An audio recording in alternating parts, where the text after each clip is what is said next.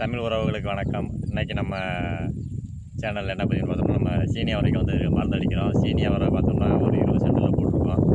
அது ஒரு மிதிபாகர் போட்டிருக்கோம். மிதிபாகரோட அடுத்த வீடியோ வந்துட்டு நம்ம அடுத்த பதிவில் கொடுப்போம். என்னென்னா, அது மிதிபாகர் வந்துட்டு சரியாக வரல, விதை வந்துட்டு சரியில்லை, நம்ம வெளியில் வாங்கின விதை. அதனால் அது ஒரு 40 சென்ட் போட்டிருந்தோம், ஒன்றும் சரியாக வரல. அதை பற்றின பதிவு நம்மளோட அடுத்த வீடியோவில் பார்ப்போம். இப்போ நம்ம சீனி அவரை வந்துட்டு ஒரு 20 சென்ட் போட்டிருந்தோம், அது ஓரளவு நல்லா வந்திருக்கு. இப்போ நம்ம வந்து பூவுக்கும் காய்க்கும் அடுத்து எடுக்கிறதுக்காக இப்போ நம்ம மருந்து அடிச்சுக்கிட்டு இருக்கோம். இது வந்து கரெக்டாக 30 நாள் ஆகுது நம்ம சீனி அவரை போட்டு.